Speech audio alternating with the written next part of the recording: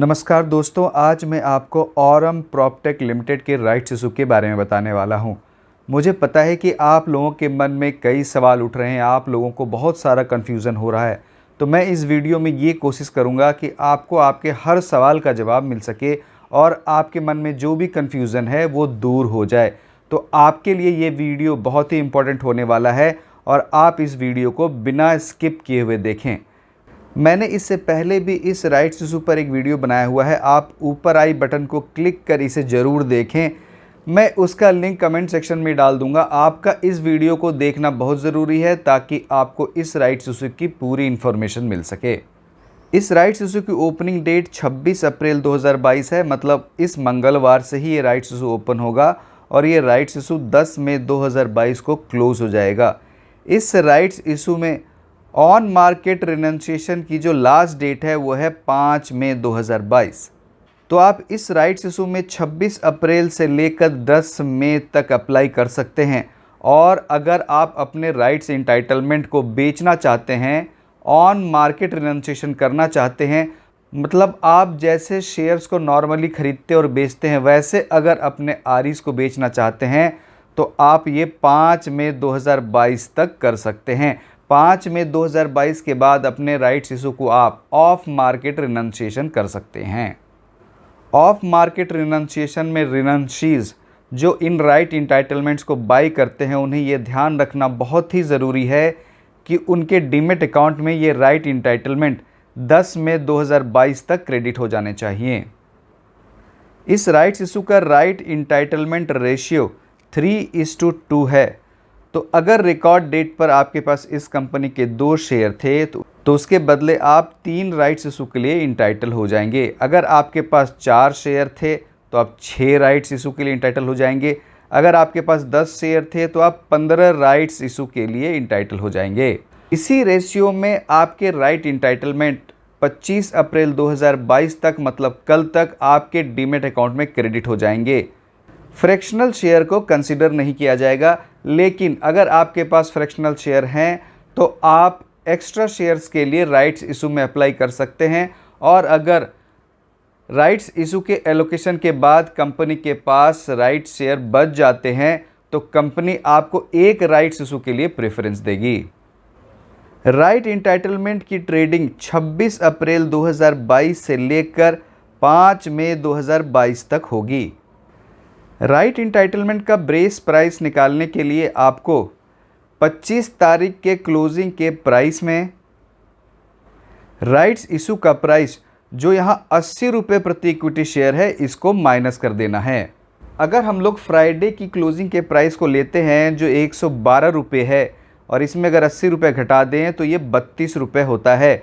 तो अगर फ्राइडे की क्लोजिंग के प्राइस को कंसिडर करते हैं तो इस राइट्स इशू का बेस प्राइस 32 रुपये के आसपास होता है। तो ये राइट इंटाइटलमेंट 32 रुपये के आसपास लिस्ट होना चाहिए। लेकिन यहाँ मैं आपको एक बात बताता हूँ कि राइट इंटाइटल के ट्रेडिंग में काफ़ी वोलेटिलिटी होती है और राइट इंटाइटलमेंट का प्राइस काफ़ी तेज़ी से फ्लक्चुएट भी करता है। राइट इंटाइटलमेंट की लिस्टिंग टेम्परेरी बेसिस पर होती है और ये राइट इंटाइटलमेंट क्लोजिंग डेट जो यहाँ 10 मई 2022 है इसके बाद ये लैप्स हो जाएंगे। राइट्स इंटाइटलमेंट की trading trade for trade basis पर होती है। इसका मतलब आप राइट्स इंटाइटलमेंट को सेम डे खरीद कर बेच नहीं सकते हैं, आपको इसकी डिलीवरी लेनी होगी। तो आपको इस राइट इंटाइटलमेंट की ट्रेडिंग में T+2 का ध्यान रखकर ही करना है। राइट इंटाइटलमेंट आपके डीमेट अकाउंट में 2 तरीके से आ सकती हैं। पहला तरीका तो ये कि अगर आपके पास रिकॉर्ड डेट पर इस कंपनी के 2 या 2 से ज़्यादा शेयर हैं तो कंपनी खुद ही आपके डीमेट अकाउंट में इन राइट्स इंटाइटलमेंट को क्रेडिट कर देगी।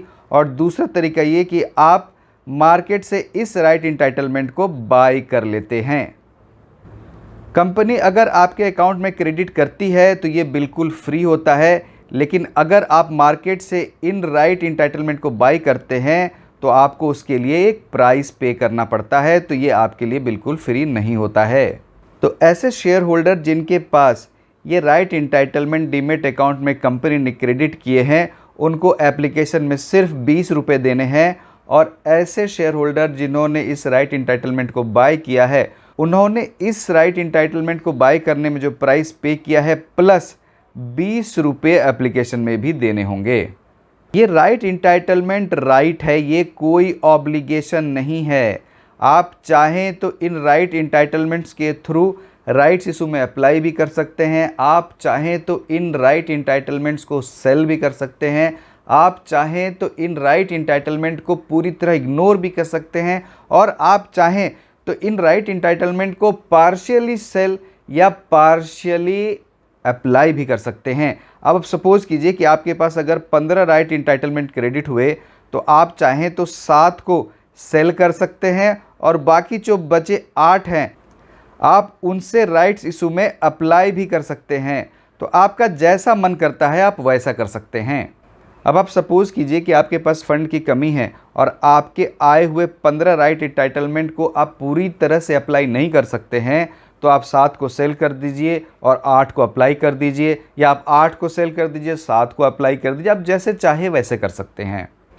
अब मैं आपको ये बताता हूँ कि इस राइट्स इशू में इग्नोरेंस की वजह से आपको कैसे लॉस हो सकता है। कंपनी द्वारा क्रेडिट किए गए राइट इंटाइटलमेंट्स को अगर आप इशू की क्लोजिंग के डेट मतलब 10 मई 2022 तक इस राइट्स इशू में अप्लाई भी नहीं करते हैं और आप इन राइट इंटाइटलमेंट्स को सेल भी नहीं करते हैं, तो आप जो इस राइट इंटाइटलमेंट को सेल कर पैसा कमा सकते थे वो पूरी तरह गंवा देंगे।